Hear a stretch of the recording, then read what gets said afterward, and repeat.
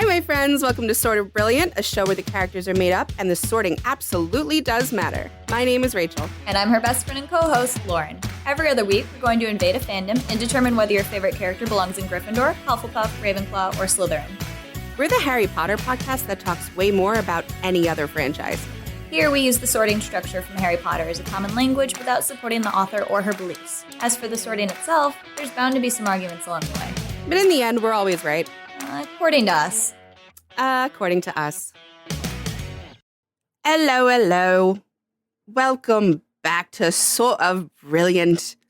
We're taking another trip in the TARDIS, and we're bypassing all the places that I know in my American brain. We're going straight to Cardiff, which I've heard is not a great place, and why Billie Piper left Doctor Who, because she spent 2 years in Cardiff. So if you're in Cardiff, let me know. That's enough of that. Hello, hi, welcome back. This is our second dive into Doctor Who, and I'm very excited about it. This is Rachel, by the way. Maybe I should let you know who's talking. I think they figured it out. They probably did, right? They were like, Lauren probably wouldn't let that go on that long. But hi. You sounded like an extremely low-budget Helen Mirren. It wasn't very good. I was going to try to do Donna, and I was going to be like, oi, watch it, spaceman. But I can't really do her that well. But I've been watching Game of Thrones, and their accents are not British. It's like old medieval, like, I don't know. George pointed it out to me the other day. He's like, it's not typical British, because they say some word weird. They say dynasty. They don't say dynasty. Right.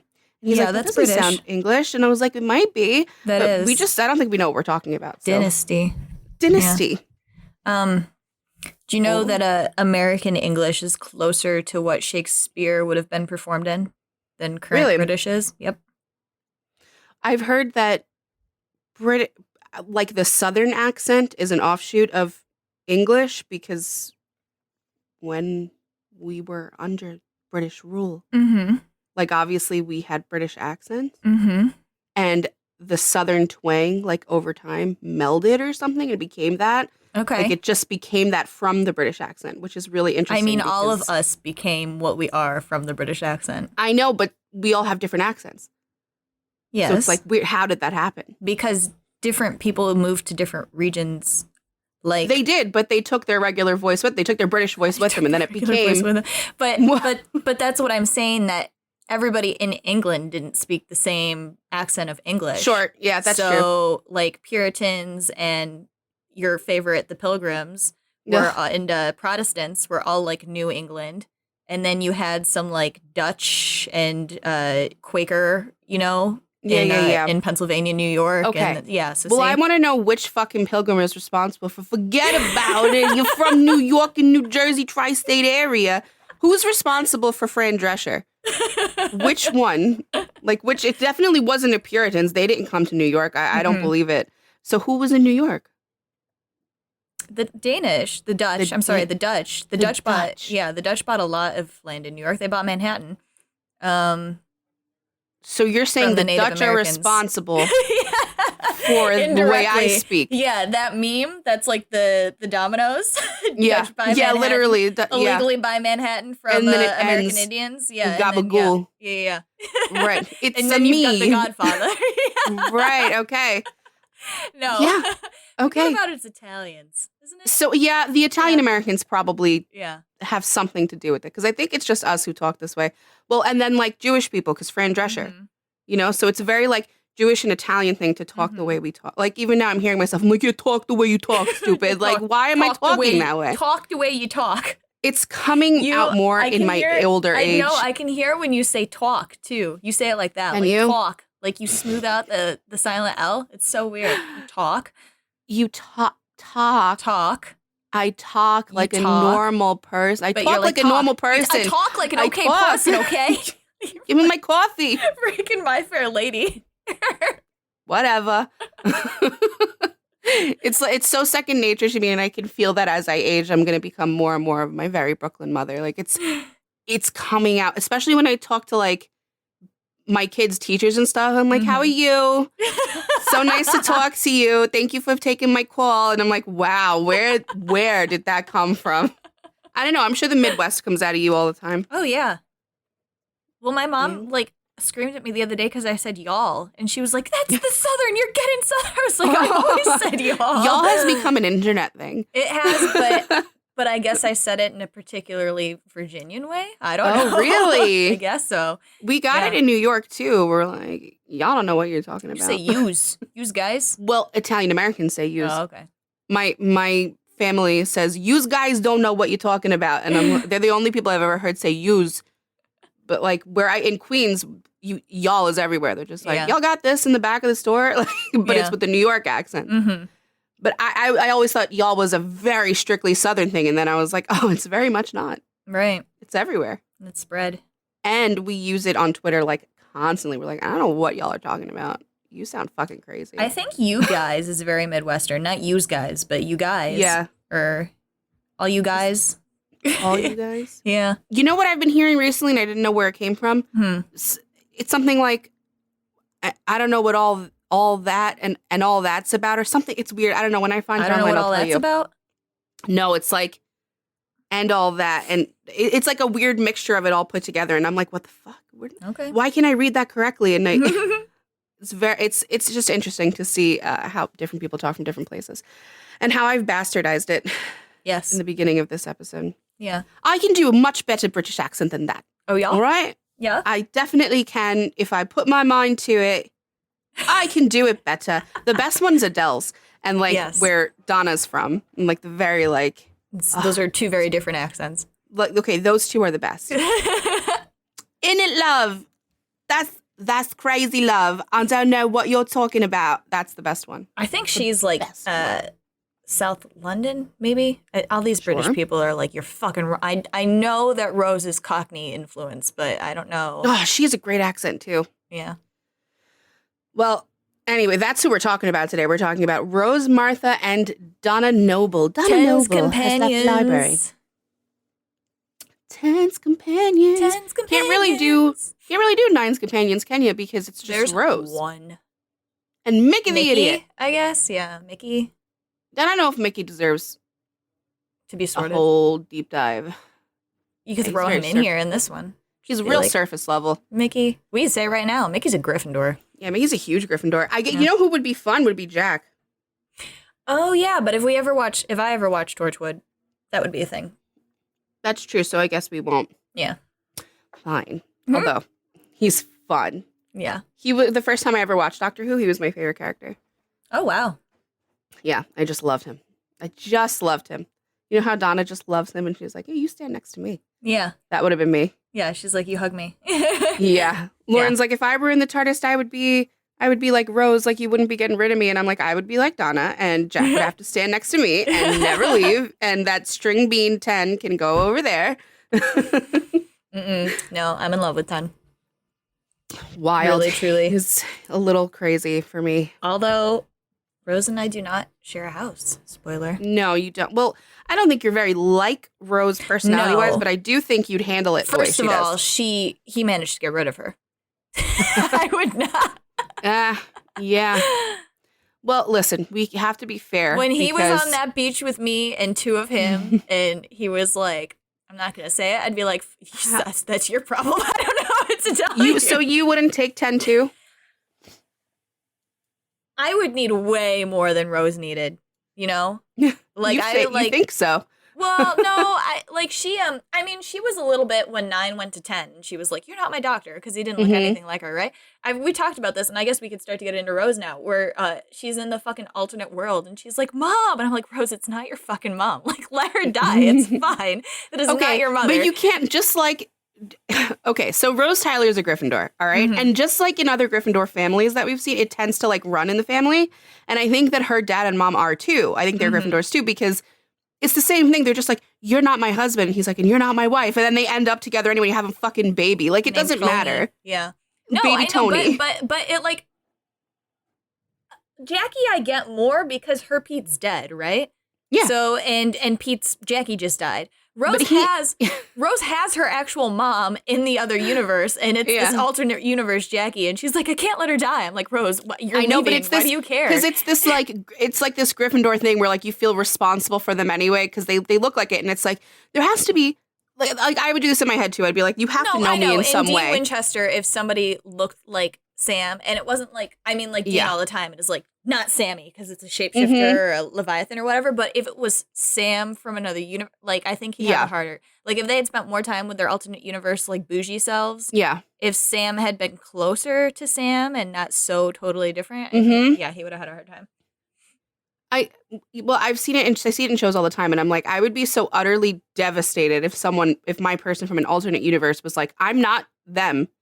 Like, stop talking to me like I'm them. I'm not them. I'd be like, yeah, you are. And I just like keep going with it. And I don't know. I guess it's feeling responsible for that person or that relationship and keeping it going, even in this weird timeline. I think Rose has that. She doesn't even give it any thought. The doctor could straight up tell her, like, Rose, that's not your you're in a different world. This is not the person you know. This is not the person who raised you. They never had you here. And it's just like, but that's my mom. Right. That's still my mom. But that's what I was getting at. I think, like, she resisted a little more with 10-2, but she was still like, it looks exactly like 10. He has the memories of 10. Like, I'm good. You could turn him into 10. I'd be a little more like, I need some sort of experience, you know? Like, yeah, but your 10 is unwilling. He's unwilling. No, flat out, like, I'm not going to say it. Willing is what I'm saying. We don't have to talk not about worth me. the effort. That's not worth the effort. That's like I spent. It's worth it to me. Go into the Gryffindor psyche. Go into Rose's psyche. No, like, I mean, I wouldn't be. I would be thinking. I would be like, he's so devastated without me. Yeah. But like, think about it more in a selfish way. Like, you've spent all this time with this man. Way. Well, I don't know. I think it's more selfish to think like, I've spent all this time with you. I've made all these changes to you. It devastates you when I'm gone, and yet you still won't give me even a fucking crumb. And like, it's because he's trying to give her what he thinks is best, and that would piss me off more. Like, you don't know what's best for me, and the fact that you keep doing it and you're going to just continue to be that way, fuck you then. I'm going to take your counterpart. He's hot too. I'm going to take the leftovers. He's not leftovers, and he has Donna in him, which he's even better. I think he's even better. I wish I could have seen the adventures of Rose and 10-2. I mean, there's comics. They're obviously very happy together. I think they have a baby. I'm really mad that they didn't make that show. I know they talked about it. Did they talk about it? Mm-hmm.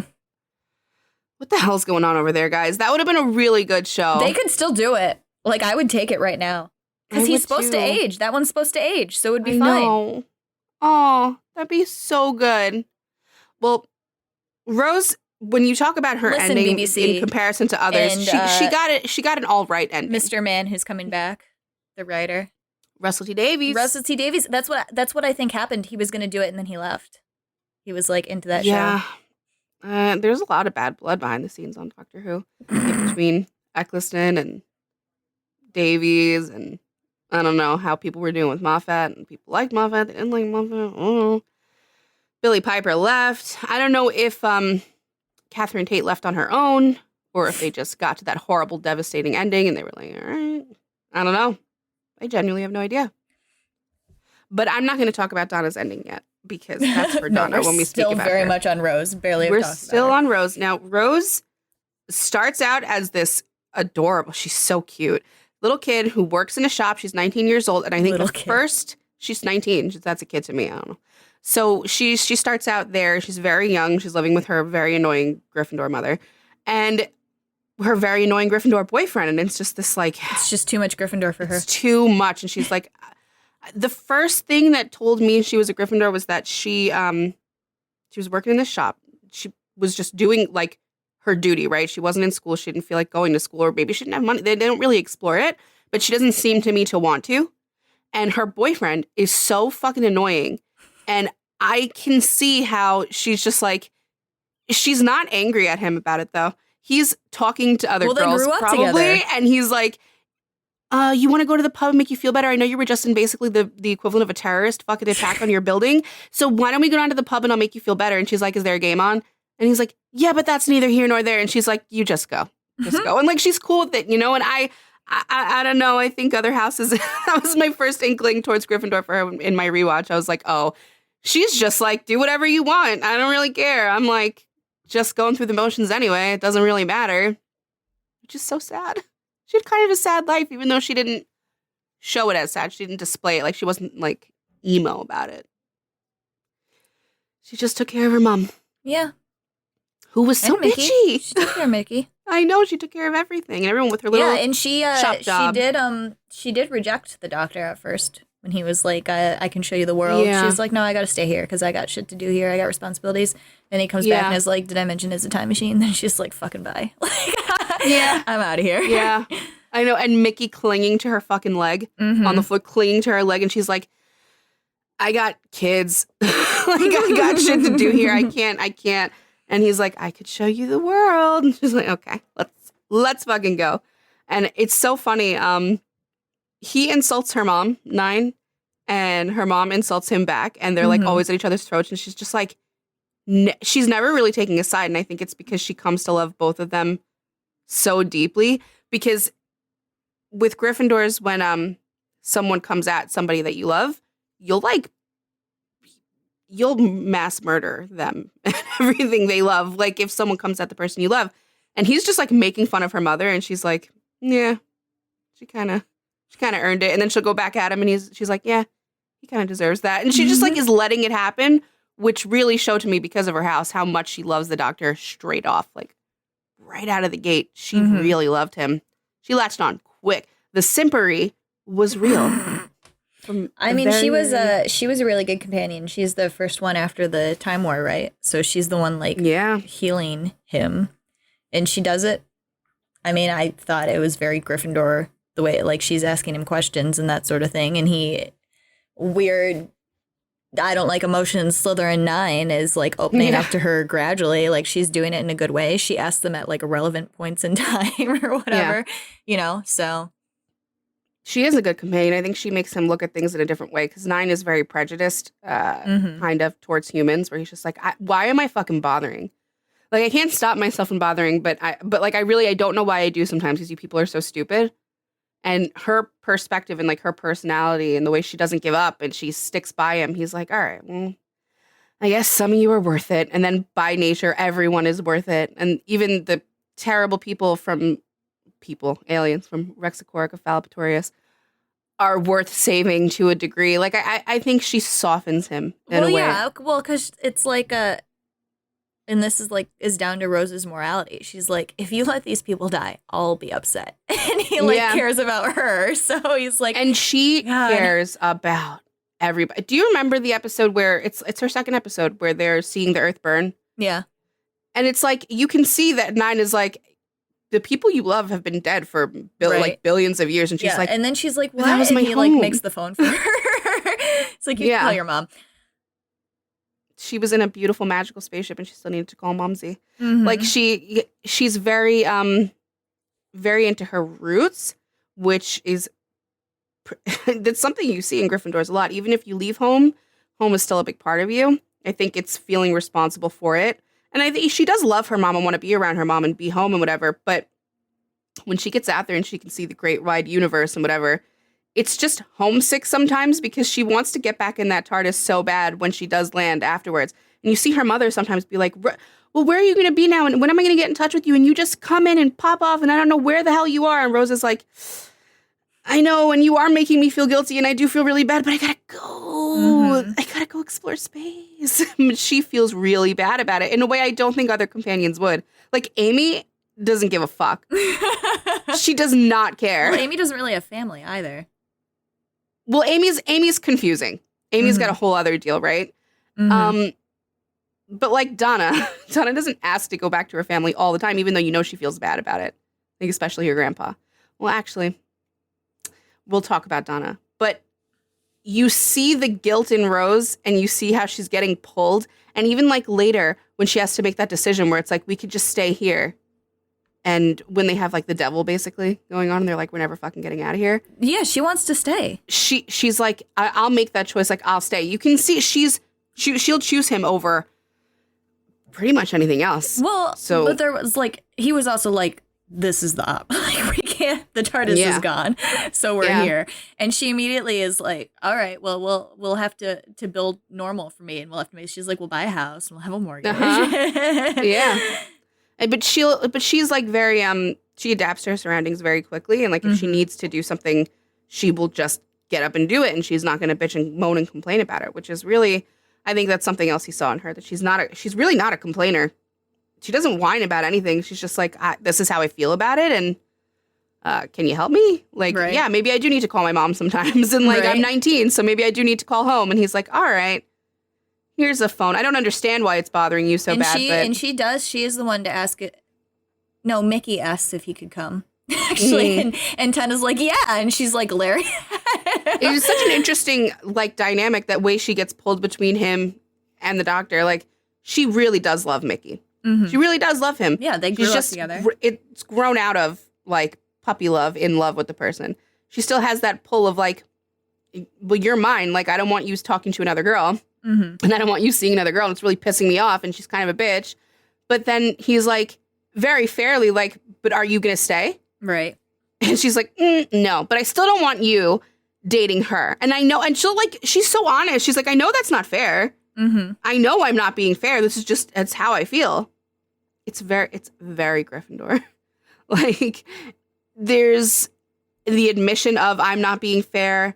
There's the admission of like, I want this for myself and I feel like I'm being selfish and I miss you guys, but I have to. Like, I just have to. Because what does she really have back there? Her job at the shop. No, she doesn't. Which is actually gone. Her job at another, like, where would she work? What would she do? And after you see all that, I don't know how you go back to it. I don't know how you do. So, of course, she went and found Torchwood, right? In her world? Yeah. In Pete's world? Yeah, in Pete's world. So, of course she did. Like, she went and found something that was bigger than what she grew up with, because her time with the doctor fundamentally changed her. The Rose you see before she gets separated from him the first time, and the one you see after that comes back, like, to help Donna when the stars are going out, they're different. Yes. She's grown up a lot. It's a very, very different Rose. And I remember the first time watching it, I was like, I don't like this Rose this much, until she started talking to the doctor again. And then she was like, back to sort of the Rose we knew. But when she's with Donna and everything, she's like, there's a mission. You have to do this. You're going to die. And you got to do it. It's you see the doctor's effect on her. It's not how Rose handled it before. And being away from the doctor. Yeah, because she had that taken away from her. It fundamentally changes her. And until she's back with him, and then she's joking around again, and she's like, it feels like she's back home, because I think her home is with him. Well, so yeah, and she also was like, so obviously I'm staying here. Like, I made it back to you. Like, I'm staying. Yeah. And he's like, no. It's so frustrating. It's so frustrating that she got him as a doctor and not like 11, who would have just been like, all right, stay. Yeah, don't leave. Like, 10 was just so... That created its own problems, right? Like, I know. Although I guess 11 didn't have a... River's not really his companion, so didn't have a companion that was in love with him. River's even like, I can't stay with you. It's too much in one TARDIS. Like, we can't be together all the time. He would have taken Rose back in a heartbeat. He'd be like, 11? Stay. Yeah, stay. Your mom, she's annoying. Stay. Like, 10 is like, I think it's that they see, 9 and 10 both saw how Rose was with her family. And Rose can deny it all she wants. She needs her family. Yeah. She does. I don't think, she'd be miserable after a while if she didn't have a connection to Mickey or her. More importantly, her mother and her father.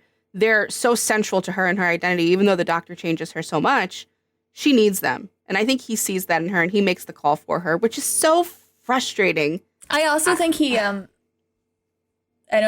mean, this is Gryffindor too. I also think he's like, Rose needs to help somebody, to fix somebody. And he's like, and I'm just not going to allow that. Like, so she's going to end up getting pissed at me. Like, she's done as much as she can with me. I know, but it's not fair. No, it's not fair. Not. And Doctor Who isn't a show about being fair to people. No. Because most of them have terribly sad endings. The Doctor included. 10 is like 10 is 10. And it's like, I'm kicking her out before she resents me. So she can resent me for this, but... And I don't think she ever does, though. I think she understands why he did what he did. I think it hurts her. But I don't think she holds on to resentment of him. Yeah, and I think she, as an emotional house, is probably on some level like, why couldn't he fucking just say it? Like, that's all I wanted from him. But he's like, she'll never leave if I say it. So that's true. She would never give up. She'd keep trying to come back to him. So I don't know. I remember people getting so upset that he just wouldn't say it. And they're like, he's so cruel and whatever. Like, he's doing it on purpose. Mm-hmm. It's not because he doesn't love her. It's because he's doing it on purpose. Because it's the equivalent of like telling your dog, get the fuck out of here, and like throwing a rock at it, like, go, you stupid animal, go. Yeah. That's what he's doing in that moment. And I don't know if she recognizes it. She probably does. But I think that's still going to fucking sting. But you've got this other version of the man you love there. And she makes out with him immediately. She's fine. She's like, let's do this, baby. Let's go. And then she does turn around and look at him, leave and whatever. But she's got this whole new life ahead of her now. And I don't know if like a Slytherin or a Ravenclaw would be cool with that. No. I don't think they would. That I wouldn't be cool with it. Yeah, it'd be like, it would be so begrudging and just not into it. And Rose just took off with it. She's like, all right, let's get started. Tell me all about you. And maybe she was a little bit let's have a baby. Yeah, they end up happy, which tells you everything worked out along the way, which it wouldn't for other houses. So that's already a huge tally in the Gryffindor. I mean, I would have to force myself. I would have to be like, you want to be happy, so you need to get with this if you want to be happy. But I do agree that she probably just fell right into it. Like it wasn't super hard for her. Yeah, I think she did. I don't think it would have worked. Like for Martha or Amy, like, well, I don't know about Martha. That's a whole different type of person. But like Amy, again, that wouldn't fly for her. She'd be like, you're not. Martha, it isn't because of her house. I think it's because of who she is. And what she experienced with the doctor as well. Like she never had it. So she would, I think a part of it was getting it before she moved on to something else. But yeah, that's true. Well, so with Rose, while Rose is just so funny, like the way she flirts with all the guys that she comes across, like with Jack, she's immediately like, oh, a soldier. And then with that other guy that ends up with the thing in his head, his name's Adam. Mm-hmm.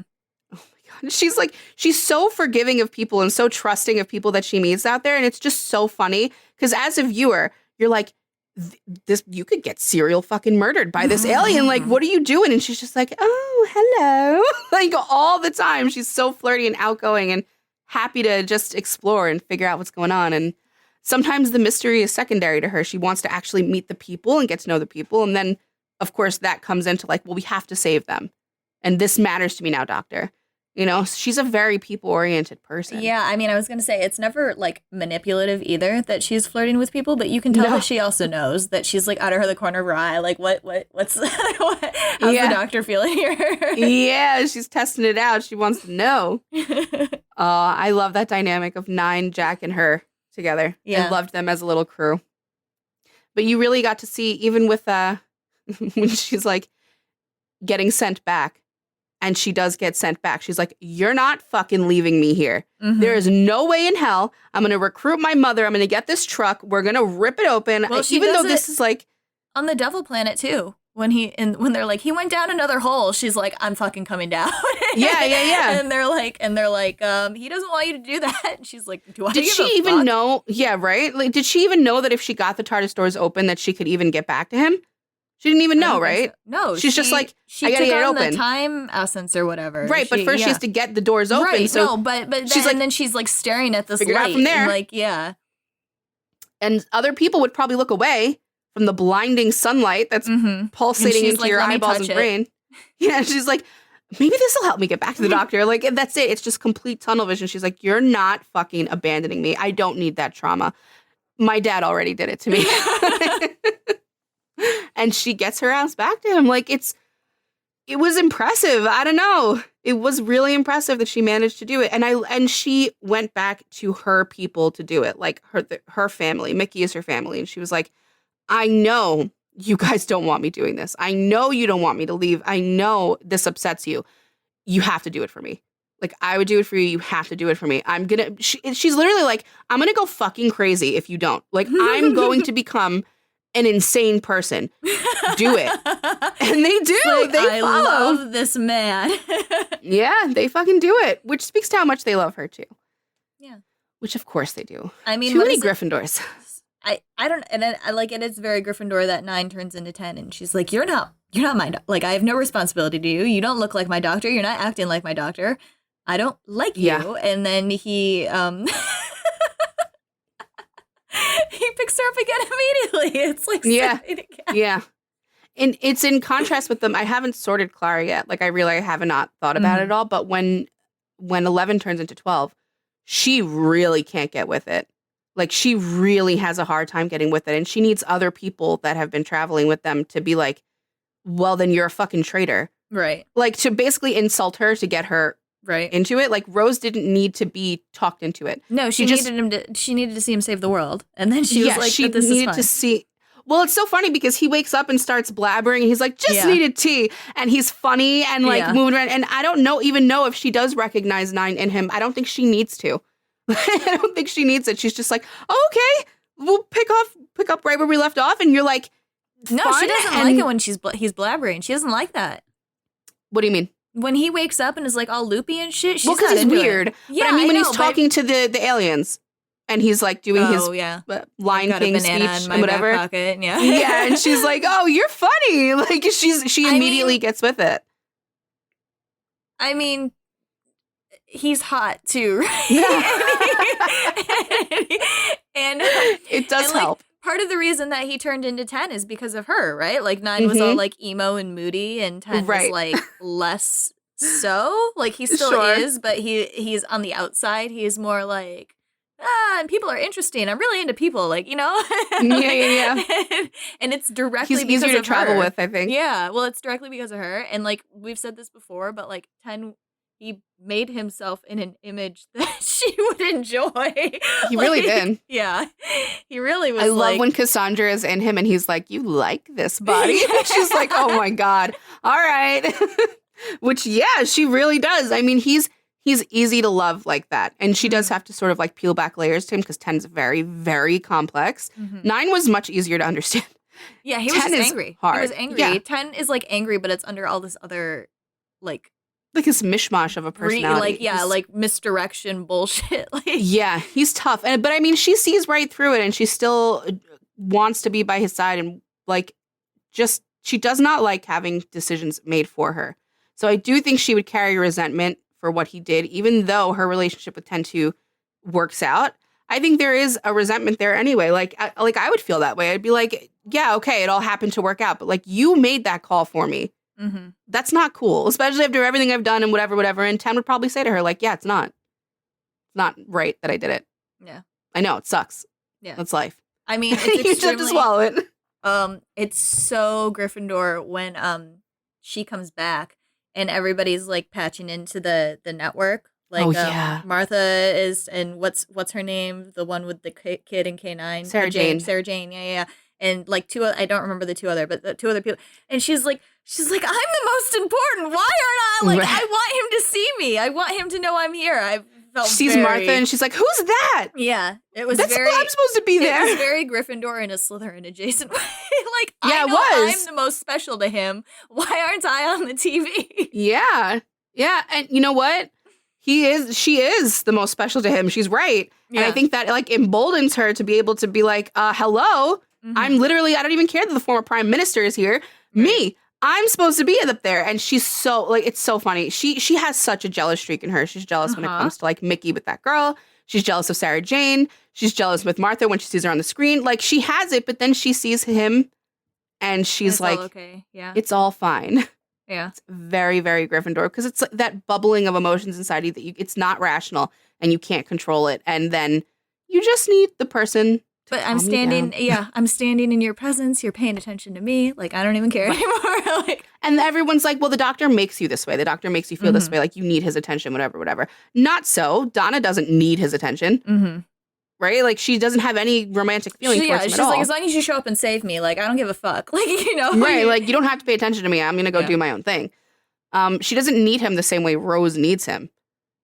And I would say Donna probably has some sort of a jealous streak in her too of certain things, but it doesn't manifest the same way Rose's does. Like she very much needs confirmation. Like even from Mickey, she doesn't want Mickey. Doing good. She doesn't want Mickey. She still needs confirmation that Mickey would come running. Right. If she said it. Right. She doesn't need, she knows Sarah Jane's not going to go with the doctor, but she needs Rose's personality and how she grew up as a person too, right? Like I need to know that people rely on me, and it's because her relationship with Mickey was only ever romantic that's the only way that she can measure it. She's like, I can only know that Mickey needs me if it's a romantic thing. Like she grows up when Mickey when Mickey goes to the other world and then he keeps switching fucking back and forth because his grandma keeps dying. He's like, I want to be in the world with my grandma. It's like, Mickey, come on. But but she gets over that. But at the beginning, she's like, the only way that I understand that Mickey needs me is if he's romantically attracted to me. And if I lose that, he doesn't need me anymore and I don't get it. Like, so, and it's worrying to me. Yeah. Yeah, that it's unhealthy. But again, she's young and she's figuring it out. And she does a lot of growing, but it's just so funny because it's just so Gryffindor. You see her come back in that blue leather jacket and she's like, Donna, you're going to have to die. You're going to have to do this. She's not making any jokes. She's very straightforward. She's like, well, the doctor died and everything went to shit. And she's like this different person. And you're like, what is this Rose going to be? And then she sees the doctor again and she's laughing and she's joking and she's reverts right back to the Rose you knew. And that's so Gryffindor. Like the maturity is a face like that she's putting on to get through it. And like, it's how she's had to survive without him. But the second she's back in that circle, back in that TARDIS, back in that dynamic, she's right back to the old Rose. So I thought that was very Gryffindor. Reverting. I'm sorry. I love them. She loves him so much, and he loves her too, even though he's a jackass. I really love them. I really do. I wish that there was more show, or I could whole find situation Vic or right. It's fucking killer. It's really bad. Like watching him lose her is really bad. And the connection they have is crazy strong, that they both know they're on the other side of that wall and their hands are touching the wall and they're in a different universes, but they know the other one's there. Like they can feel it. Oh, I can't. It's so bad. It's watching them lose each other is so hard. I know. And like, I think like her being Bad Wolf is just very Gryffindor, and then the fact that in the 50th anniversary, like she's the form that the what is it, like the meta? She's like she's his conscience. Yeah, and I mean only the War Doctor can see her, but but it picked a form that was his conscience at one point. I can't.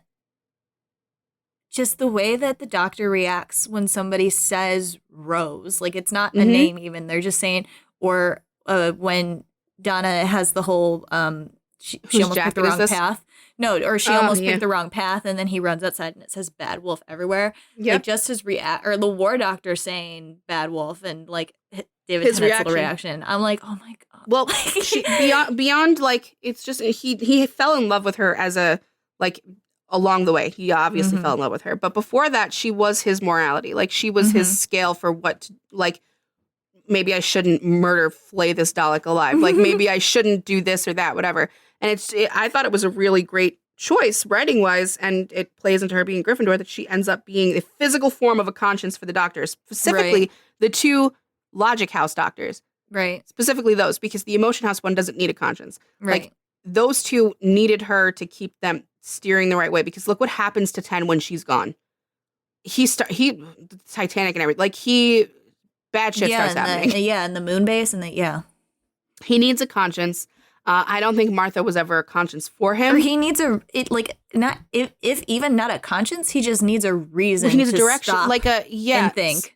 He does. Like, he needs someone to like. He needs a physical put the hand on his shoulder, or like something in his brain that he's like, wait, maybe the first thing or maybe what I want to do isn't what I should do, Well, I think she reminds him of what it is to be human. Mm-hmm. She gives him the human perspective where it's like, okay, I can't think like a Time Lord right now. I have to think about, like, I have to actually think about humanity. I have to think like a human, what's right for humans to do. Well, yeah, but that's what I mean. Like, what I want to do isn't the right thing. Like, he falls into this trap where he's like, I'm brilliant, I'm amazing, so what I want to do must be what should be done. And Rose is there like, no, honey. Like, you don't always want to do the right thing. I'm sorry to have to tell you.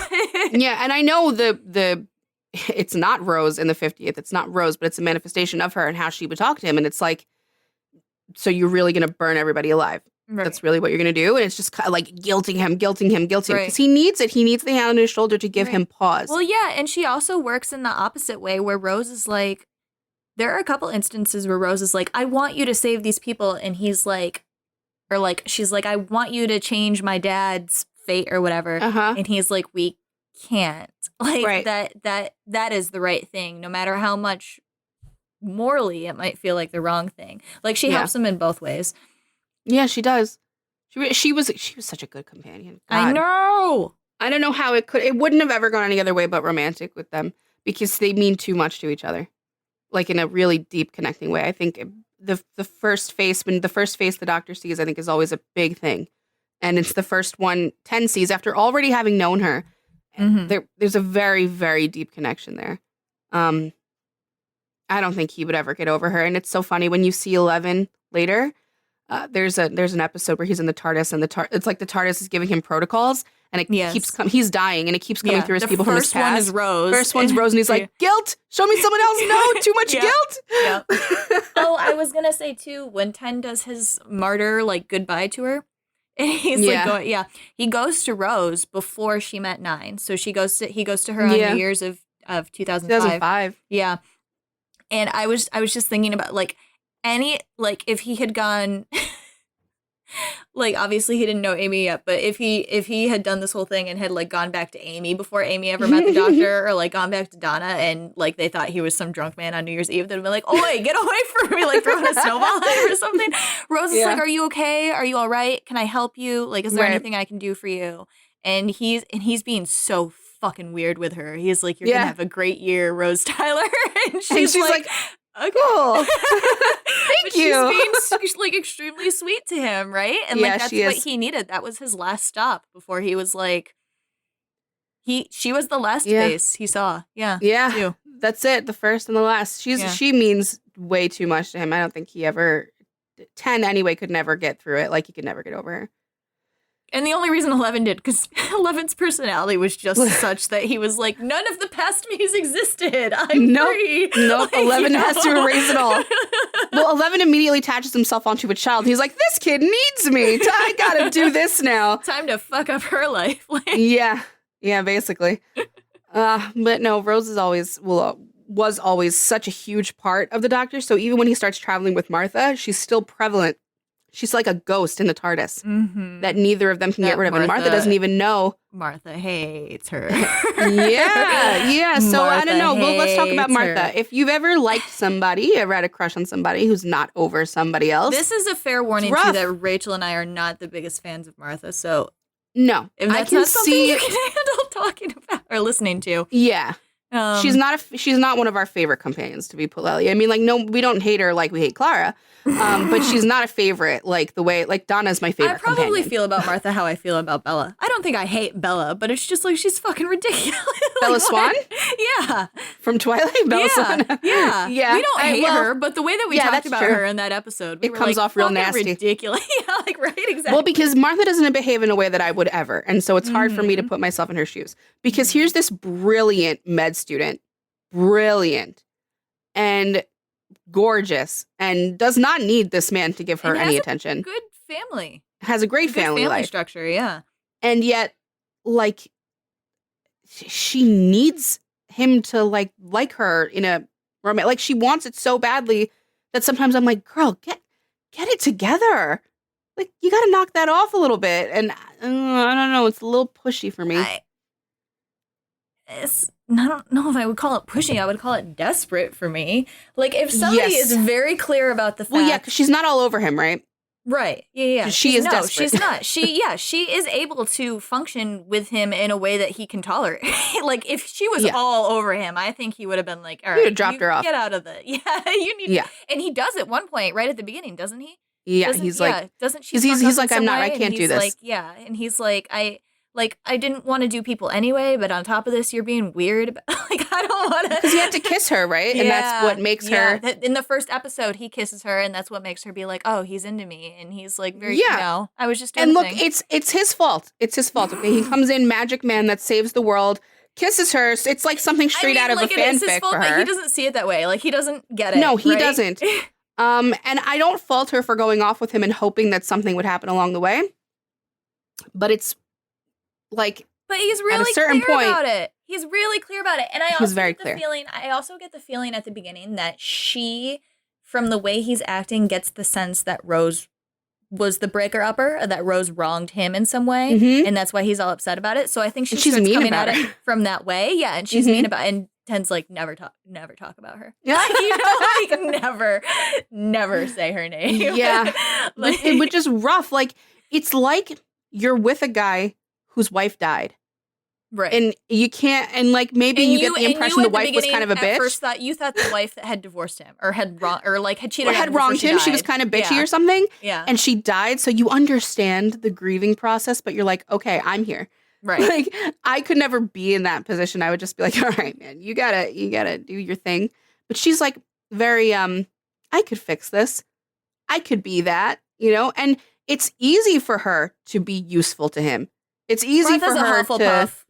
Yes, Martha's a Hufflepuff. So being useful to him is a huge thing. And she is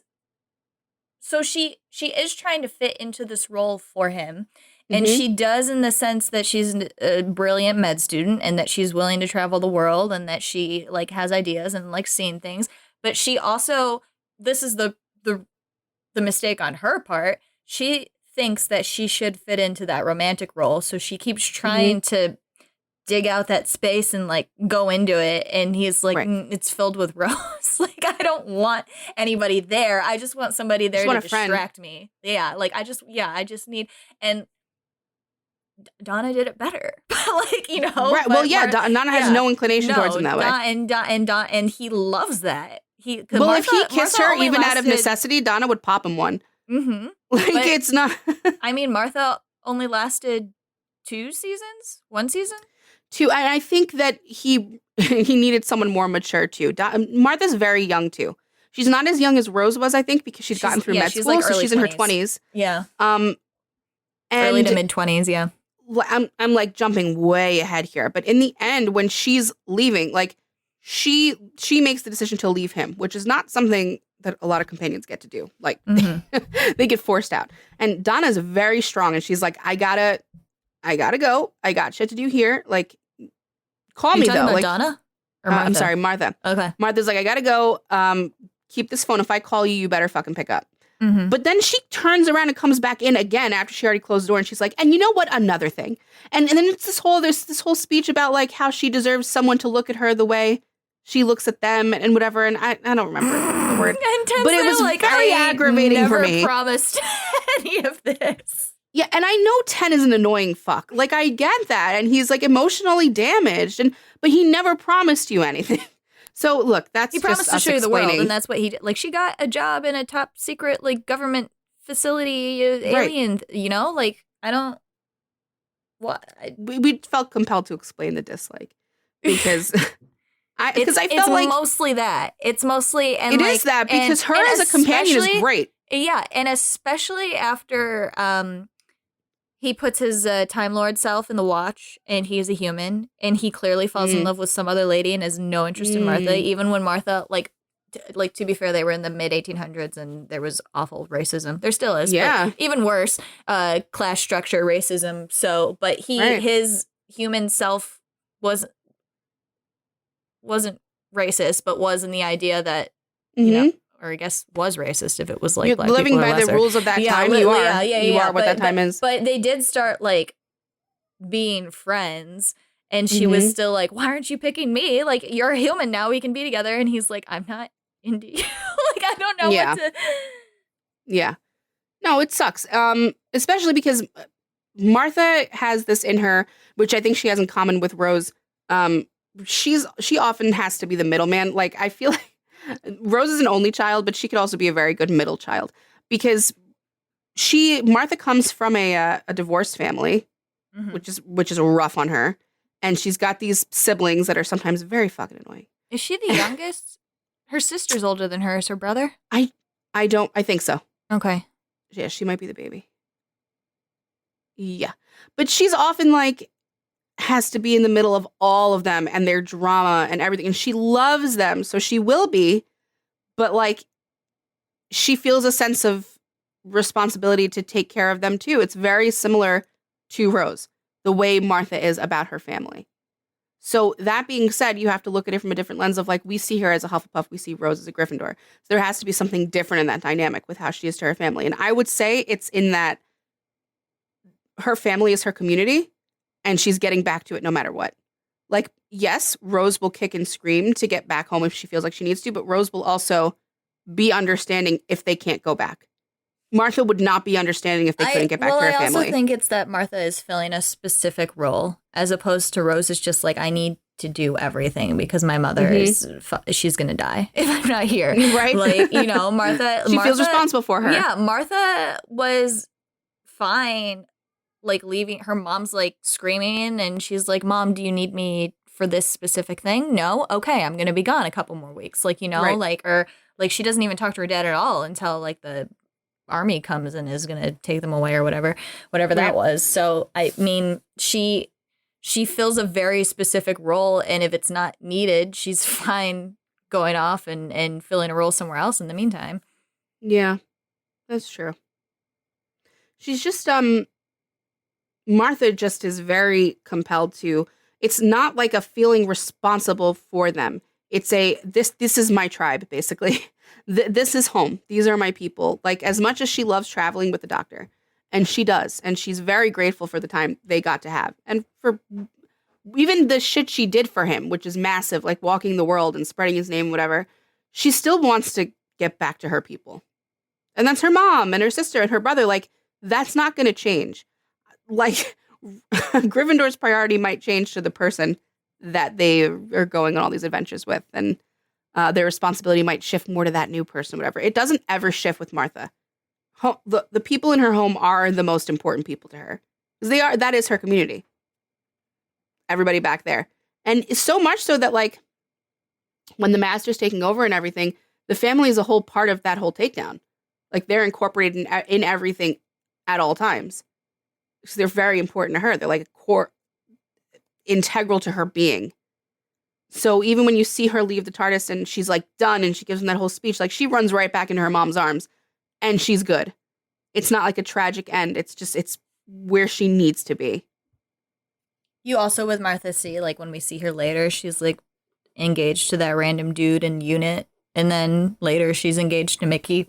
Like, she's always with, like, you know, like, obviously she likes having a partner. Yeah. And I was gonna say, obviously that's a role that she very, very much wanted to fill, and she went and found people. It's on her checklist. Yeah. You know, it's like on her list of things that she wants in life. And I think Martha has a very clear... It's like very different from Rose. I don't think Rose was looking to fill that role for somebody, but you find that person and it hits you, and then all of a sudden it's like, this is the person. Like, it's all consuming. Well, it's very, like, you think of other Hufflepuffs or whatever, like, very organized ones, or ones who have a specific, like, they're very goal-oriented. Martha's very goal-oriented.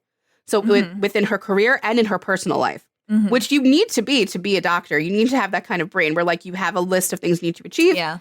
And she becomes a doctor, and then she works for a unit, and, like, she hits all these points. So having a person to live that life with is very important to her. And I'm sure it also has something to do with being the product of divorce, which is rough, right? Like, you don't want to repeat your parents' mistakes, and you want to prove to yourself that, like, I can do this better. Like, I can make this work. So I think she did want someone, and who better than, like, this kind of hot Time Lord that's showing me the whole world and universe and whatever, but it's not a good match, my friend.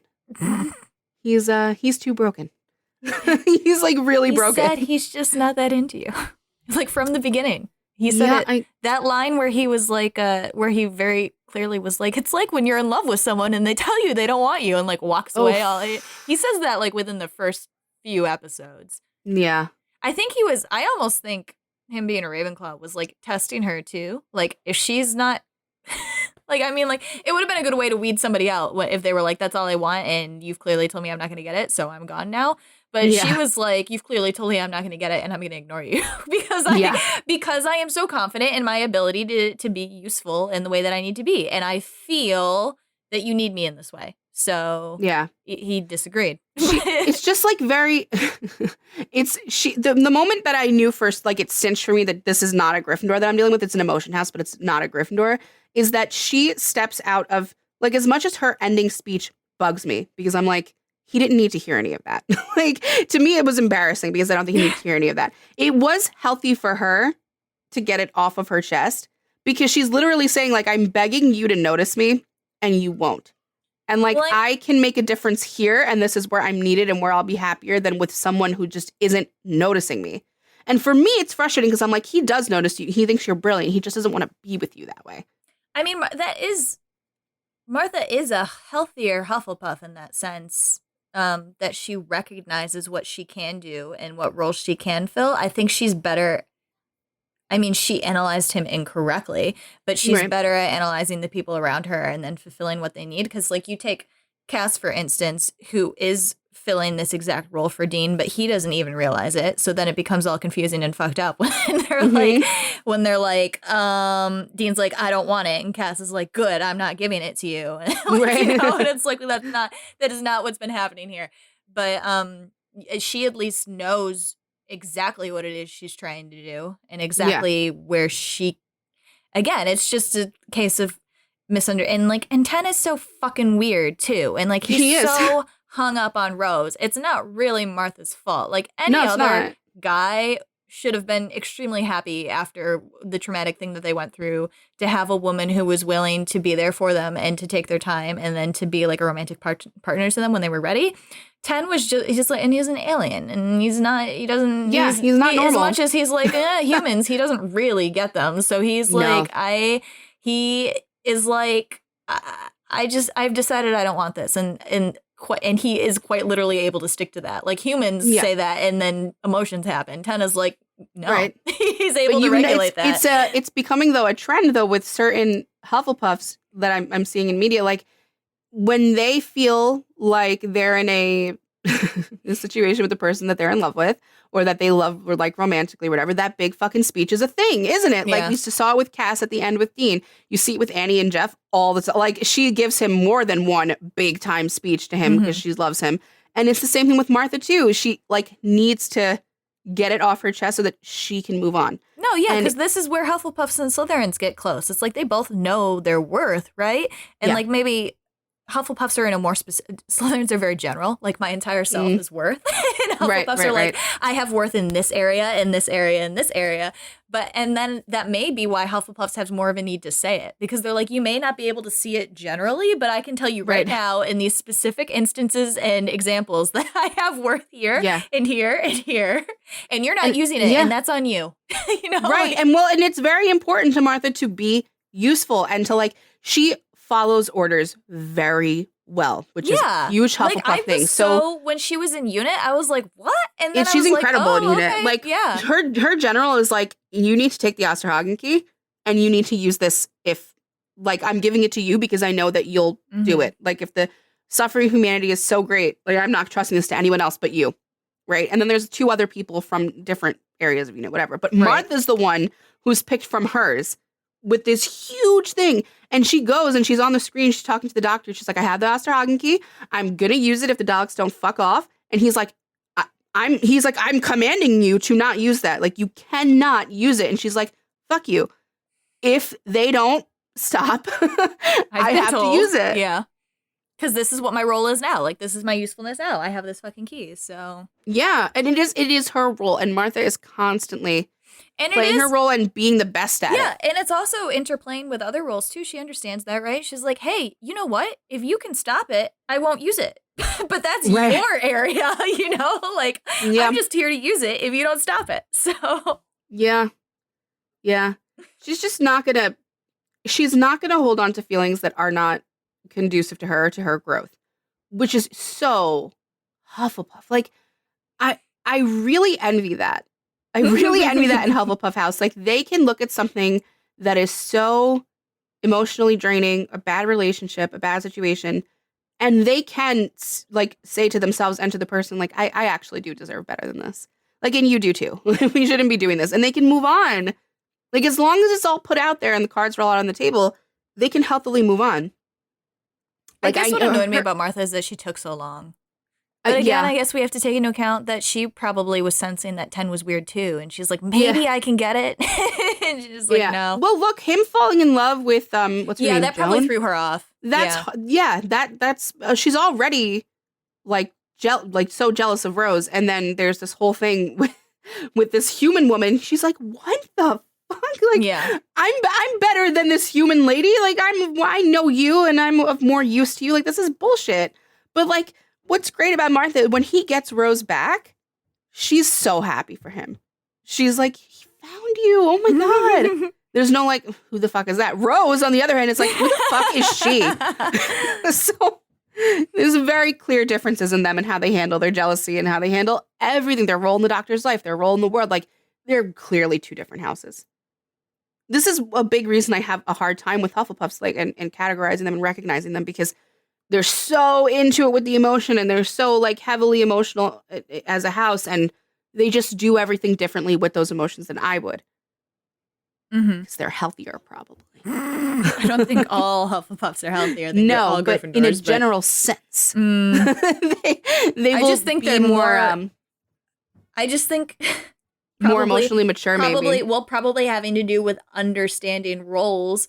Probably has something to do with understanding what emotions are and like maybe them. I'm not responsible for everything horrible that happened in the world. Like I'm only responsible. But I'm saying like maybe they're better at recognizing emotions and also channeling them into the correct places, even if that's still unhealthy. I feel like a lot of Gryffindors like feel something, don't identify it, and just aim it towards something immediately.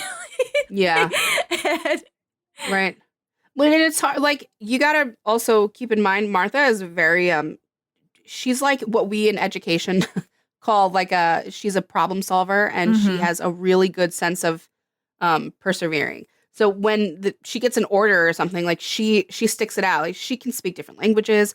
She's a med student, like you said. Like, she's really fucking smart, built with technical shit and science shit. Okay, but that doesn't mean, and like it's something I feel like I have to point out, it doesn't mean she's going to be in a logic house. Because if you think about her motivations aren't always logical. She doesn't stick with the doctor because it's illogical. Sometimes she sticks with him because she just wants to get noticed. A lot of the time, it's that, and that's not so of a logic house. You think a logic house and you see annoyed by it after a while. In her very first episode with the rhinoceros dudes or whatever, I don't remember what their name is. They're extremely logic based, right? Like, you broke the law, die. Like, you know, right, it's right, like right. that's what it is. And she's going around like, but you didn't break the law that they're looking for, you know, or like, you know, she's like, no, there's more to it. Like, you have to think about it. And they're like, no, you just broke the law, die. You know, like, oh God, what are they called? No, Rexa Fatala. No, that's the planet of the other people. Oh, you're talking about the rhinos, right? Yeah. No, no. Research team. Research team, where are you? Rhinos, Doctor Who. Dune. Oh, no.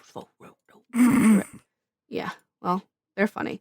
They're a little scary. But yes, so Donna's next. Martha is a Hufflepuff and Rose is a Gryffindor. And now we're going into my favorite of all time. The most important person in all of creation. Which she is. Donna Noble. Donna Noble. And Neris better know it. Neris!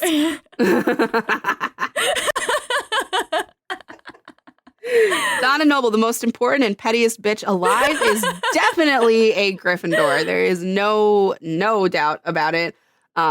Fully running on fiery hot emotions at 100% of all times, ready to slap a bitch whenever she needs to, whether or not it makes sense at all. I fucking love her. She's the best. 10 comes in like, listen, I had a thing with a girl. It was really, really, really good, and I lost her, but she was in love with me. And then this last companion I had was also in love with me, and I had to get rid of her because of it. So can you not? And she's like, what the fuck? Like, get the fuck away from me. Like, we're not doing that. We're not doing that, mate. Like, you can get the fuck off that train. So he's very not her type at all romantically. And Donna has been hurt, right? Donna's been hurt her entire life by her bitch mother, by that bitch Neris, and by that guy that literally like dosed her the entire way up to a wedding and whatever. So she's a very like beaten person by the time the doctor gets to her the second time, right? Because he gets her through the wedding and everything, and you see her really go through this emotional problem. And she declines to go, right? She doesn't go with him. Same way Rose doesn't go with him right away. Why? Because she feels responsible to the shit she still has left behind. Which she's not. Like, what are you responsible for? Your bitch-ass mom? But her grandpa is really hard to leave. Because Wilf is so sweet. I love him. So she doesn't go right away, but she spends the rest of her time regretting it. She goes to Egypt. She's like, they're just some fucking pyramids. This is not the same. Like, traveling is not the same. Like, I go back home and it's all just still bullshit. And I'm so unfulfilled. Please take me with you. And she finds him again. And he's like... And she looks for him. Like, she's looking for him. Like, she's finding weird shit and hoping that he shows up is what's happening. Yeah, she's hunting his ass down. And in the meantime, she's trying to do some good, too. Like, she's interested in solving the mystery, you know? Mm-hmm. So she does. She finds him again. And it's just such a great reunion because he's immediately like, I don't think it's a good idea. Mm-hmm. Like, I just went through a really rough thing with another girl. And she's like, I'm so uninterested in your weird Martian body. He's like, I'm not from Mars. And she's like, I don't care. I don't want you. I just want to use you for your spaceship. Like, you know. Well, like, and, you know, this was very prevalent in Rose, too, right? She wanted to get out of her little town and her little job. And she wanted to see in her go-nowhere life. Yeah. Yeah. And that's how Donna feels, too.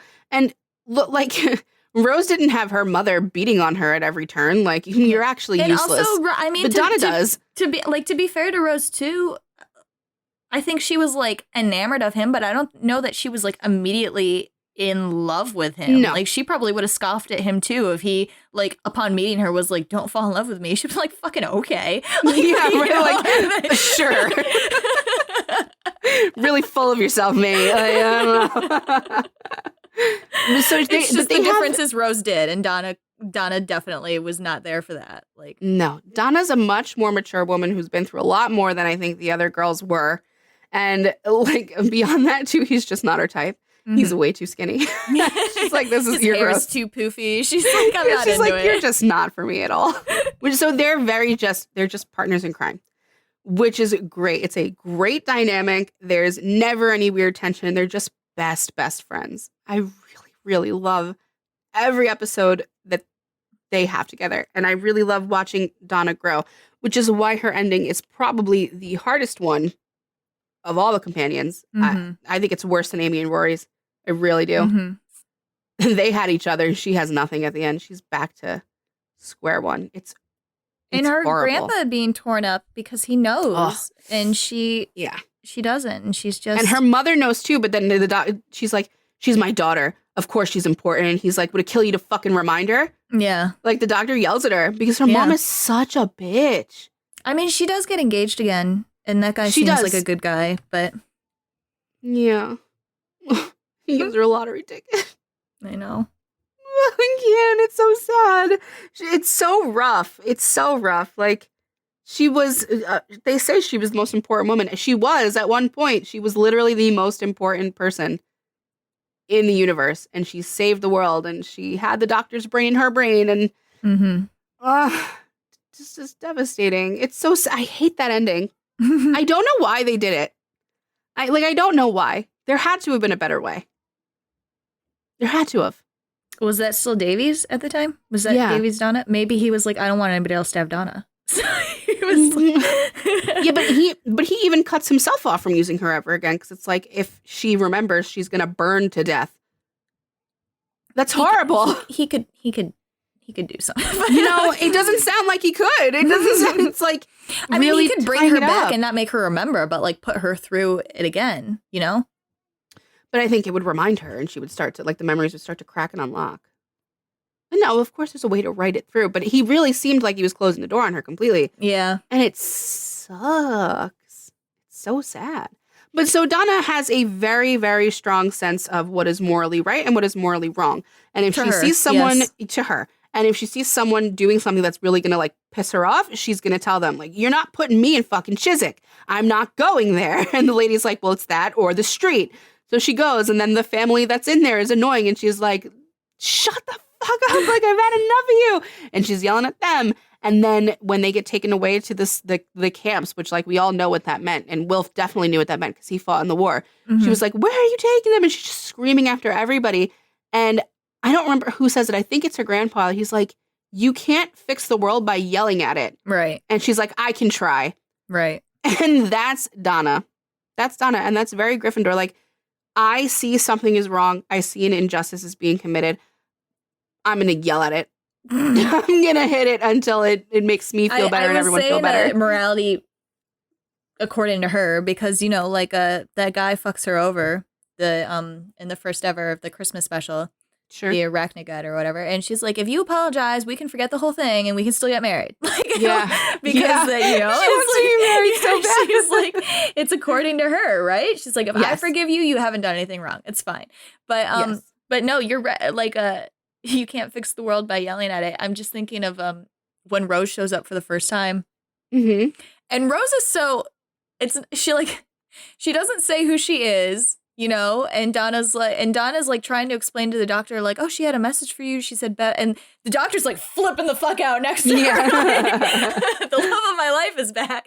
And Donna's like, yeah, she was just kind of a bitch. She wouldn't tell me her name. And I kept screaming, what do you want? She wouldn't tell me. Yeah. Yeah. She's so fucking funny. But, so she's this loud, fiery person, but that's not the only reason that I'm putting her in Gryffindor. Like, that's not what made me shove her in there. First of all, it's the terrible family dynamic. It's always present in these fuckers. But it's also the deep, deep, like, empathy she feels for others. Mm-hmm. And that she'll take it on herself when she doesn't need to. So, like, you take Pompeii. Yeah. She did not want that to happen. Yeah. She did not want that to happen. But when she knew that she couldn't stop it, apparently influenced the 12th Doctor so much. That's so fucking weird. Oh, that's so weird. She helps him. She helps the Doctor, like, set the eruption off, which is horrific to her. But she didn't want him to do it alone. Mm-hmm. You know, and even like with what else happens with Martha? The whole thing with the ood when she's screaming at that guy and she's like, you can feel like you're wrong, and like she's crying and screaming, and just she has such a sense of what is right and what is wrong when it comes to others and how others deserve to be treated. Mm-hmm. And she will scream her lungs out trying to get them what they deserve from a situation. The Doctor included. Like, that whole shit with Pompeii was really, really big in when I was sorting her. I was like, I can see another house being like, no, I'm washing my hands of this. Like, I'm not going to be involved in the fucking genocide of these people. Like, right. You can do it on your own, you know, and step back and be like, I don't believe in it, so I'm not doing it. Like, this is history. You've known about this for 500 and he years. can do it, but she like doesn't want him to be alone. And it's very like, I don't know, maybe it's pointless, or maybe it made all the difference in the world. You don't know, but to her, it did. It made a huge difference, just that someone's not by themselves suffering. Like, funnily enough, so you said Rose was his morality, and Donna kind of acts as his morality too, but I also sometimes wonder if that specific instance is also something the Doctor was thinking back. Like, nobody was there, so he was thinking back on his experiences, and it was like, it was okay when we did that, and it turned out okay, so maybe it's okay if I do this astronaut lady. And, you know, like, because when Donna was here, it was okay. It was okay with Donna. I wanted to be like with Donna again. Like, you know? Like, he just loves her. I think she's the best friend he ever had. Mm-hmm. I do, which is so sad. Yeah, because I don't think anybody else ever, like, well... She didn't want anything from him except to just hang out with him. I was going to say, I guess Amy does, and Amy is like but Amy also like hero worships, and it's also 11. Yeah. 11 is a very different creature from 10. Donna like tells him exactly how it is, and she doesn't bullshit him, and also it's like 10 is also very different from 11 in that, like I said earlier, 10 has all these women falling all over him. Like, they made a joke about that in the anniversary, that he like was with Queen Elizabeth, and he just like he doesn't really understand it in the way that, like, you know, like a fuckboy would, or some guy who's like, oh, I'm so good looking, but like it's common for that to happen to him. So when it does happen, he's like, okay. And Donna's not like that at all, and she tells him exactly how it is, and is like, you're fucking up, stop fucking up. Like, you know, like very much that, that. She's very different from the others. I think Rose and Martha look at him as, like, they'll tell him like to knock it off sometimes if they have to, but they have to like really be pushed to the point to do that, because I think they also and Rose is also like gently like, okay, let's be a little nicer to the Dalek. Okay, like what do you think the decision should be? Like, I really like the Dalek. Like, I really like the Dalek. Please don't hurt the Dalek. You know, like and Martha is so. And Rose can do that because Rose is like, I got him on my finger. Like, he likes me. And then Martha's a little different because Martha's like, I'm trying to get him to like me at the same time that I'm being like, oh, no. So she's like walking a very fine line. Donna's like, I don't give a fuck. Stop. Yeah. Like, you can throw me off the bridge in Mars. I don't care. Well, she takes on like she immediately takes on a position where she's like, I am on equal footing to you. Mm-hmm. Like we are equals here. If you want me to travel with you, that's how it's going to be. Like she's constantly telling him when he looks stupid, when he looks sloppy, if he looks dumb, if he's acting dumb, if he says something that she doesn't like, she points out and says it. And I think he says like, Donna's my best friend, or like he says it constantly. Like she's his best friend. Like we take care of each other. She takes care of me. He says these things. Yeah. And I mean, I was just going to say it's so funny. Like the scariest fucking episode ever for me, the dark whatever it's called or whatever. Yeah. It's a spa treatment for Donna, and so the doctor's like getting antsy, and he's like, I'm gonna go off on this tour. So he goes off and does that whole thing and the doctor gets genuinely shaken by that. Like he's freaked the fuck out, and he comes back, and Donna's just kind of like, oh, I'm sorry. That sounds awful. Like, I don't know. I think it would be different. Like, Rose would have been more like, what can I do for you? What do you need? And Donna's like, yeah. Well, don't do that again. Don't go on the train Simply again. do not. That's stupid. Yeah. She just like takes charge in a way that, you know, some might say she doesn't have a right to just walk into his life and just take charge the way she does. But she does it anyway. And it's very Gryffindor the way she does it. Like, she has her own moral compass in the way that she views the world. And she like gets annoyed at him when he doesn't look at things the way she does. Like when Jenny is born, well, not born, Jenny's created, his daughter is created. She's like, that's your daughter. You have to treat her like your daughter. Yeah. And he's like, it's not my daughter, Donna. Like, that's not, she's just genetically created. She's like, that's your fucking kid. Like she's freaking out on him and she can't. And it does end up like creating this bond between the doctor and his daughter, who ends up being his wife in real life. Oh my God. She's so cute. I love her, by the way. She's adorable. So fucking funny. She does not let up on David Tennant. She's like, it's great. They are good. She's like, couple. Yeah, he is hot. His ass is hot. He's amazing. Yeah. But she's so hot too. Like they're a great couple. But yeah, Donna puts her own morality on him, and even when it exasperates him, and he's just like, Donna, I can't. She's like, shut up. This is the way we're doing it. This is the way I need you to see it. Like.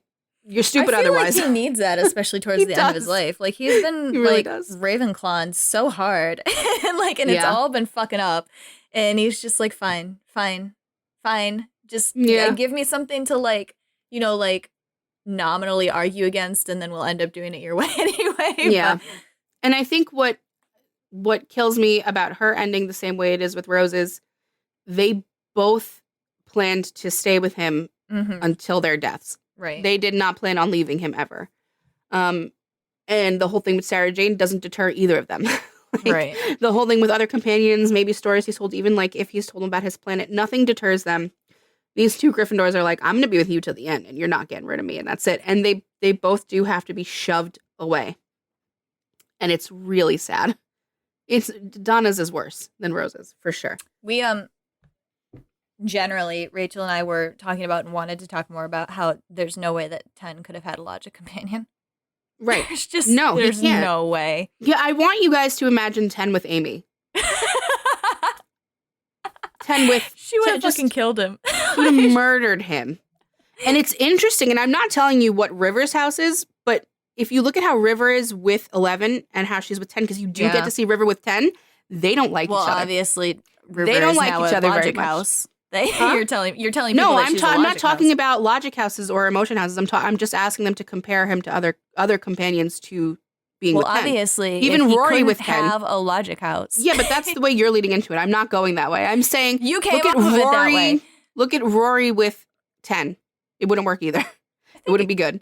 And I'm not telling you what if they're logic or emotion houses. I'm not saying that, but I'm just saying. No, I don't think Rory could have. Yeah, I don't see it.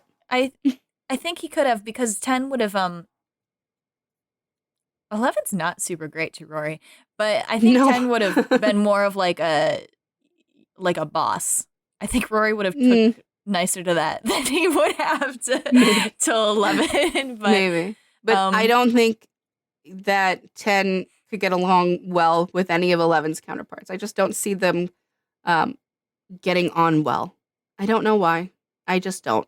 But I think I'm valid in saying he doesn't get along well with River. Like, they're very contentious with each other. He's so pissy He's so with angry her. at her, and she's so done with him. She's just like, you are a little fucking brat. Like, you are way too young. You haven't seen shit. You don't even know how to wipe your own ass. Like, I don't even want to be talking to you right now, but I'm going to because I know you're still brilliant. I know you're still the doctor. And he's like, who are you? And she's like, I'm not telling you shit. And it drives him crazy. He's so pissy with her. He drives him nuts. But he still, like, goes to save her in the end. He knows she's important. He sees her value. Well, he does that for his... It's because logically he knows his future self will be upset about it. Yeah. So he's like... But I also think 10 can be empathetic, though, and he doesn't want to... He'll save someone if he can do it. But if he had not been able to do anything, he would have been like, eh. You know? He just did not like that she knew more than him. Which is a very Ravenclaw thing. Like, his life is his expertise. He was going to look in that book. I don't care what you say. He was going to look at it. He was going to look. He was so annoyed. It was Donna and her showing up that he was like, fine. But there's the moral compass. Like, if you can't do it. And she's like, I don't want to use the word motherly with Donna just because she's an older companion than the other two. Right. Because she's not. I think they are fully on equal, like, they are equals. Yeah. He's... Like, he could be the spokesperson for aliens and she can be the spokesperson for fucking humanity. Yeah. Like, they are very much equals. No. And it's different. Like, you see Martha and Rose influence him, but you see Donna boss him. And Donna is bossy. Like, when her grandpa called her the little general. I think that might be some of his problem. Because I think Rose actually helped shape some of his character. Mm. I don't know that Martha did so much, but she was there while he was like healing from that. Yeah, she helped him through the healing process. That's what I think was the issue that he went off the deep end too, is that Donna didn't really shape him. Donna just was like a hard wall that he hit, and it was like, no. Yeah. So he never really learned anything. It's just that Donna was so forceful in being like, no, that he was like, all right, this isn't happening now. No, but I was going to say, true. Like, thinking about him with logic houses, like, with a Slytherin, it would either be they're going to kill each other, or it would be like what I would be like. I would be like, you cannot get rid of me. You can't. Like, I will always come back. Like, I wouldn't be convinced. But Donna's like that. Donna and Rose are both like that too. They do have the Slytherin, like, you're not getting rid of me thing. No, but I'm saying, like, he wouldn't. They both gotten rid of. I would not be letting him make decisions for me. But. And I can't even imagine him with another Ravenclaw. I think he would. Him with another Ravenclaw? Yeah, I don't think they're, well, I'm only going to go with 10s. Like, I'm not, obviously we're not talking about 11 upward. 10 and back. Go through 9 through 10. I mean, I guess the Master's probably a Ravenclaw. He's a Ravenclaw or Slytherin. And obviously that dynamic is not a good one. 10 and the Master. They're not a good dynamic. No, obviously they can't stay together, right? Like, the 10 even tries, and the Master's like, "Fuck you!" He's like, "I'd rather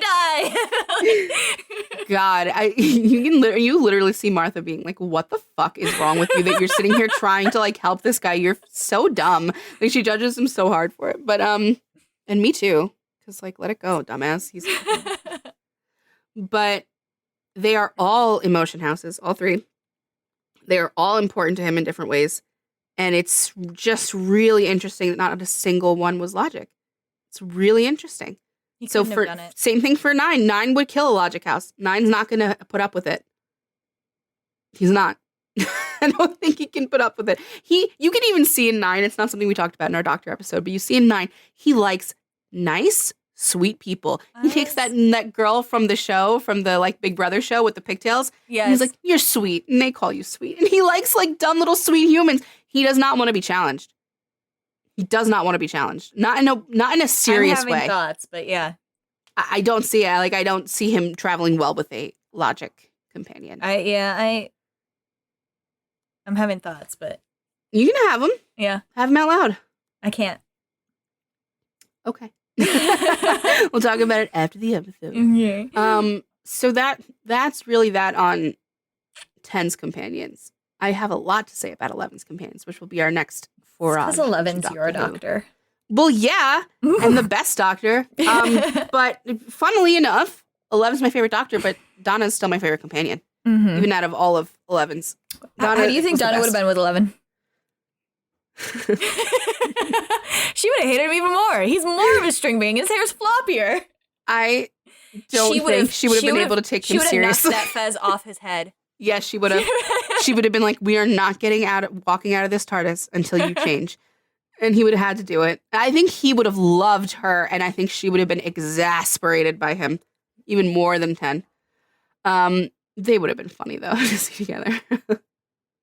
I wish River could have met Donna.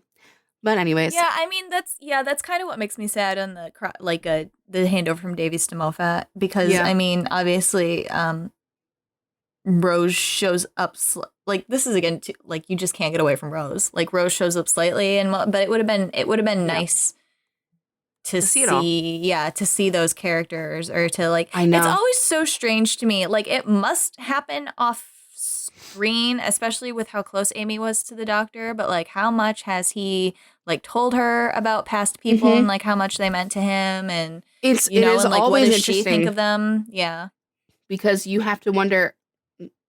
I don't think Amy knows anything about his past before I don't think so either. No, because like we said earlier about 11, he was like, that didn't happen. It didn't exist. He won't even tell her about his kids or anything. He won't talk about his life before her. Mm-hmm. And you see, I feel like Amy has a right to that a little bit, because I was gonna say too, you can see that it causes problems for Amy because it I can't really talk about it, but it exasperates her view that she is the only one that has ever been my important to him. What I want to say though is I think she has a right to feel that way because he inserted himself into her childhood, and that fundamentally changed the way that she was raised. Clara does this too. I don't know if you've watched her episode with him, but she meets River, and she's like, his wife, who are you? And gets fucking annoyed. That's the 12 episode with River, right? When they it's before. Together? Okay. It's before. And she's annoyed, and River's like, what? Why do you think? Oh no, yeah, when they're all dead. Yeah, they're all dead. Yes, yeah. And Clara's like, what Clara do you mean? Too. Yeah, and he doesn't tell Clara anything. And you could see River's like, who the fuck? Yeah. You don't know now, shit. River probably knows everything about it. Yes, everything. They spent that. But I don't think 43 years or whatever. I don't even think 10 told Rose. Or 9 told Rose about his past before that. I think he keeps them in their bubble. I think the only exception was River. But, look, Donna and Rose didn't need it. They didn't care. They didn't need it. No, and I was just and I don't think Martha did either. I was just thinking, because maybe River on some level understood, too, how 10 was with Rose. And that's why she was like... Probably. Yeah, because they are kind of split up. They are split by his regenerations, who he was at that time. He's a different fucking person every time. Yeah, he is. Yeah. And I probably River understood on some level that it's I'm sure she did. 10 is Rose. You know. She doesn't want 10. Right. She's like, I'm annoyed by having to talk to you right now. You're too young. This is annoying. What the fuck? You're traveling forward and I'm traveling backward, and this is where I'm at now? Yeah, she's like, literally grow up. I don't have time for this. You're in love with some little blonde girl in another universe. I'm so over this. And she's like, oh, Donna's cool. She just fucking knows everything. It's crazy. I love her. I can't wait to talk about her. But that is 10s. So that being said, we're not going to go back and do a whole episode about Mickey or Rose's family or anything like that. I don't think it needs it. I think they're very surface level, obvious houses. Yeah, and like I said, if we do Jack, it'll be like a Torchwood thing. Jack watch should be Torchwood. Yeah. Yanto and, that whole thing. And obviously River, Amy, and Rory. They will be their whole own episode about 11 too, which I'm very excited about. And don't expect Clara. So yeah, as much as I have to watch all her episodes. God, it might be obvious that Martha's not our fave of 10's run, but Clara's not our fave of anything. On Doctor Who. This is not a Clara friendly podcast. I was just thinking about this because we did 9, 10, and 11. So should we do, when there's 14, should we do 12, 13, 14? Probably. Well, for 12, you can certainly do. There are several characters around him that you could do. No, I know, but I'm just we have to do those doctors, and then obviously they have companions. Those would be other episodes. But we'll have to wait till whoever comes after Jodie. I know. whoever that is. I have not seen literally any of Jodie's, so I guess I'll get excited for that. Yeah. I'm excited for that. I'm not. Come back, Russell T. Davies. You're coming back. 11 dies and so does the show, okay? So let's see what happens when Russell comes back. In the meantime, we can still talk about the golden age of Davies. And people have a lot of problems with Moffat's run. They have a lot of problems with Moffat. I fucking love 11. I don't care about your problems with Moffat. I don't care. 11's the best Doctor. River's the best. I don't give a shit about anyone who doesn't like River. Come at me. I will defend her till my dying breath. And I feel that way about Donna, too. Donna, too. I will take no Donna slander. Ever. Do not come at me with Donna slander. She doesn't deserve it. She's perfect. Most important. Remember when we were fighting with Meg about Rose? Yeah. But like, seeing you could give me Rose slander. Like, it's fine. You don't have to like her. I counter it. But I'm like, but if you don't like Donna, I really don't get you. Like, I don't understand you as a person. She's fucking great. I don't know. I mean, you're entitled to your wrong opinion. It's okay. I just don't want to talk to you about it. So that's that on that. Obviously, you can see where we fall and who we like and who we favorite. I think Lauren likes Rose best out of these three. Right? I don't know. It's like, it's so hard to be biased, because I love Donna, but But still, you have a favorite. You can't. Yeah, but I'm more into romantic pairings, so I can't even tell if I like Rose more or if I'm just super into like that ship, Rose is easy to love though. So Meg, if you're listening, I really don't get the Rose hate, but she hates the Rose people. That's what she said her big problem was. Right, it's fandom related. Well, that's fine. That concludes our second dive into Doctor Who, which was really fun. I could talk about Doctor Who forever. And speaking of shows Rachel can talk about forever, next month is February. We're doing our first ever themed month. It's gonna be Friends February. Friends February. Friends February. That's Rachel's idea. It's one of her favorite shows. Yeah, I'm a stupid millennial, and I'm never gonna I don't care what you think about Friends. People are like, if you like Friends, your sense of humor is broken, and like you're the lowest of the low if Friends is your favorite kind of sitcom. And I'm like, then I'm the lowest of the low. Then I'm the lowest of the low, baby. I've been watching it downstairs. My mom's been watching it with me. And my dad has been seeing parts, and he fucking laughs at Chandler.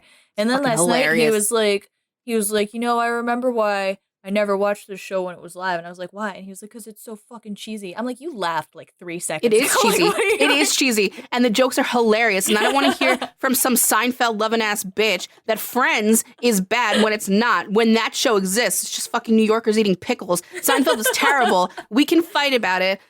Hit me up on Twitter. Hit us up on Twitter and Instagram and fight with me about Seinfeld. It's fine. You know what was good, though? Not Seinfeld. What was the spinoff? Frasier. Frasier's pretty good. Never watched Frasier. Okay. I believe you.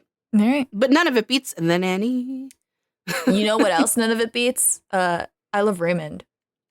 Everybody loves Raymond. Everybody loves Raymond. I'm sorry. Yeah. Fucking love that show. Funny. That's probably the only show that exists that literally nothing happens in.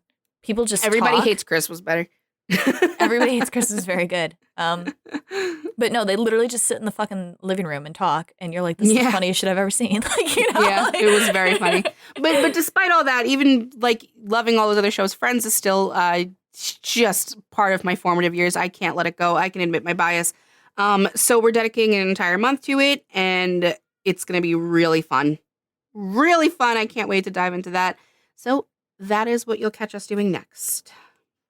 Yay. Thank you for listening. And if you are a huge Doctor Who fan, stay tuned. We got more coming. And we won't let it die. Don't worry. We're beating this dead horse until there's nothing left to give. Are you talking about the podcast or Doctor Who? Doctor Who. Oh, okay. But yeah, that would have been really mean to talk about the podcast. We still have a ton of shit to talk about, guys. We're already over it. Yeah. No. But season 2, come on. Season 2. We got to go for at least 3 seasons. 6 seasons in a movie. Oh, God. All right. Thank you all for listening. And we will see you in February. Rate us 5 stars. Rate us. Okay, even bye. if you don't think we deserve it. Bye. Bye. Thank you for listening to Sort of Brilliant. If our sorting choices inspired any rage or excitement, we'd love to hear from you. We're open to feedback, suggestions for characters to sort, and solid counter-arguments with citations. Never forget your citations. You can find us hanging out on Twitter and Instagram at SOB_pod or shoot us an email at sortofbrilliant@gmail.com. And since we're not above begging, please rate and subscribe to Sort of Brilliant on Apple Podcasts, Spotify, and wherever else you listen to podcasts. Please share our posts on social media. And if you're a Gryffindor, maybe you'll inspire sorting fights among your own friend group. The theme music is Hot Shot by Scott Holmes. Can't wait to sort with you again next time. Bye!